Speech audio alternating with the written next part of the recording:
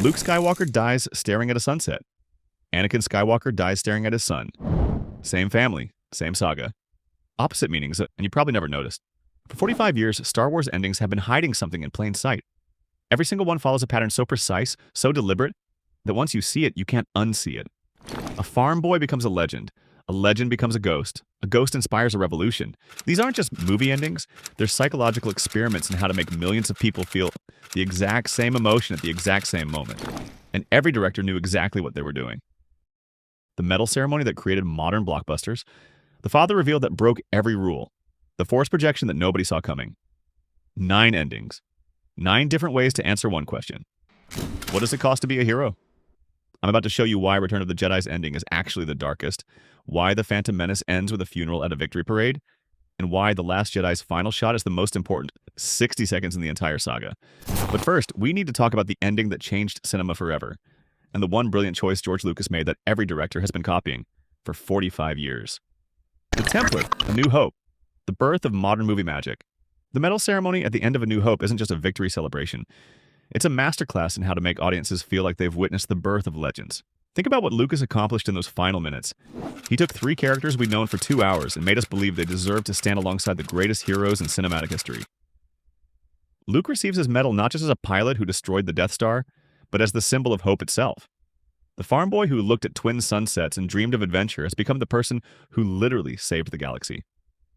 But here's the genius move that everyone misses. Leia doesn't just give out medals. She validates the entire Rebel Alliance's struggle.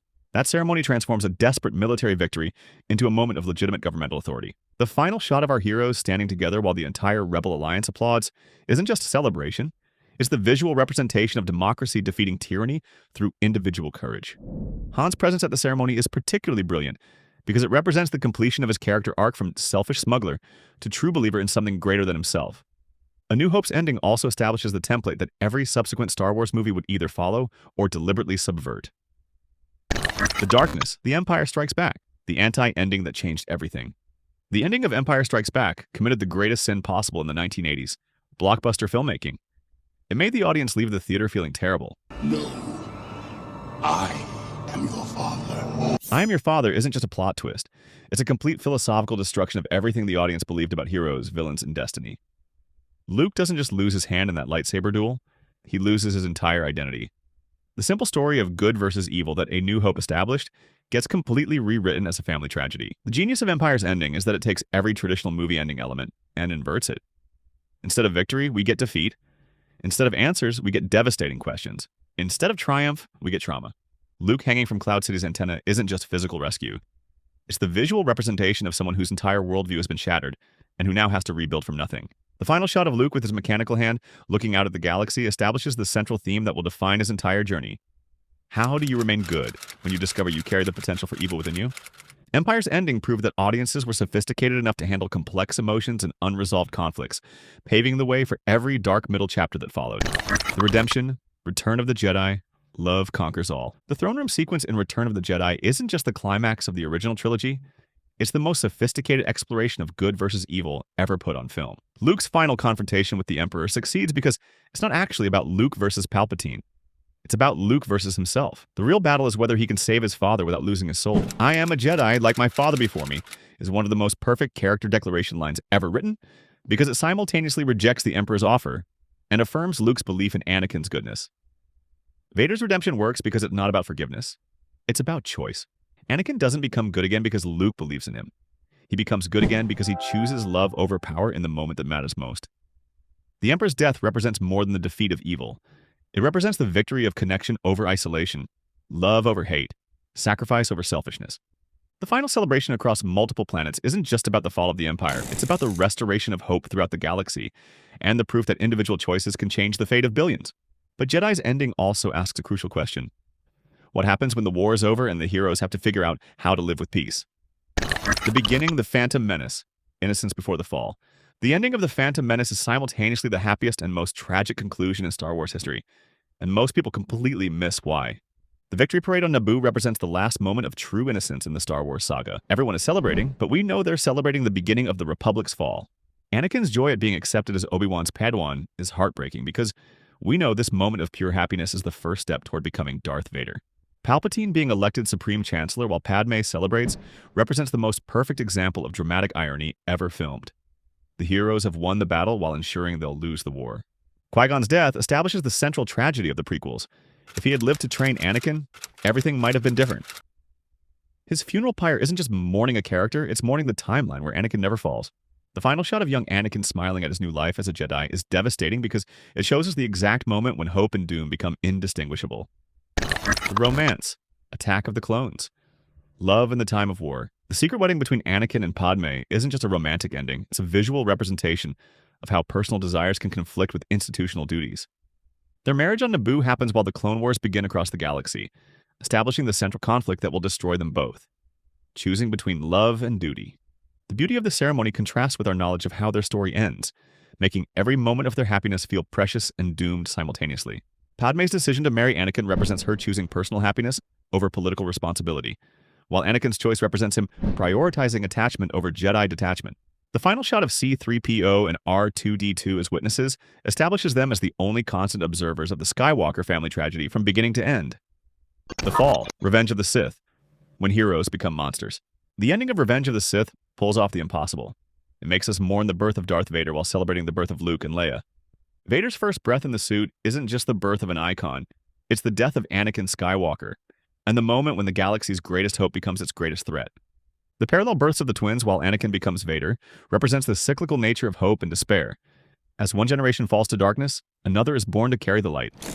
Luke being taken to Tatooine while Leia goes to Alderaan establishes the hidden hope that will eventually redeem their father, but only after decades of suffering. Obi-Wan's exile to Tatooine represents the complete failure of the Jedi Order, and the beginning of the longest wait in movie history, 20 years until A New Hope begins. The final shot of Vader and the Emperor overlooking the Death Star's construction shows us that evil has won completely, making the original trilogy's eventual victory even more meaningful. The Awakening, The Force Awakens. Lightning in a bottle again. The ending of The Force Awakens doesn't just introduce Rey as a new hero, it reestablishes wonder as Star Wars' most important emotion. Rey's moment of recognition when she sees Luke isn't just meeting her mentor, it's the visual representation of hope being passed between generations. Luke's expression when he sees his father's lightsaber represents the weight of legacy and the fear that history might repeat itself. The final shot of Rey extending the lightsaber to Luke while standing on the edge of a cliff perfectly symbolizes the leap of faith required to continue the Skywalker saga. But Force Awakens' ending also establishes the central question of the sequel trilogy. Can the next generation learn from the previous generation's mistakes? The Sacrifice, The Last Jedi. Legends never die. Luke's final stand on Crate isn't just a Force projection, it's the most perfect example of how legends become more powerful than reality. Luke's sacrifice saves the Resistance not through violence but through the power of myth itself. His legend inspires hope across the galaxy in ways his physical presence never could. Luke becoming one with the Force while watching the twin sons represents his journey coming full circle. From the boy who dreamed of adventure to the legend who inspires dreams in others. The final shot of Broom Boy using the Force represents the most important message in Star Wars. The Force belongs to everyone, and anyone can choose to be a hero. Last Jedi's ending proves that the greatest victory isn't defeating your enemies. It's inspiring others to continue the fight for justice. The Balance, The Rise of Skywalker. All the Jedi live in you.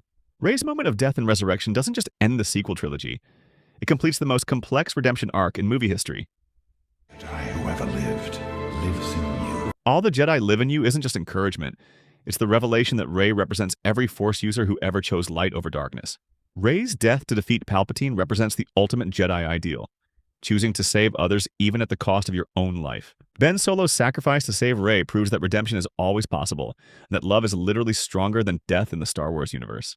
The final shot of Rey burying Luke and Leia's lightsabers while igniting her own yellow blade represents the perfect conclusion, honoring the past while embracing your own destiny. The Eternal Pattern. Here's the pattern that changes everything about how you watch Star Wars endings. Every single one is about the moment when characters choose who they want to be. Luke chooses to be a hero. Vader chooses to be a father. Anakin chooses to be a husband. Rey chooses to be a Jedi. Each ending crystallizes the central choice that defines their character. Star Wars endings aren't about defeating enemies. They're about discovering yourself. Every final battle is really an internal struggle between who you are and who you choose to become. The most beautiful thing about Star Wars endings? They're not really endings at all, they're transformations. Every conclusion becomes someone else's beginning. From Luke's medal ceremony to Rey's yellow lightsaber, every Star Wars ending asks the same question. What will you do with the power you've been given? The saga never really ends, it just passes the lightsaber to the next generation of dreamers. Now that you know how every Star Wars saga wraps up, it's time to uncover the one story the movies barely touch. The Rise and Collapse of Mandalore. Click on the video on your screen now.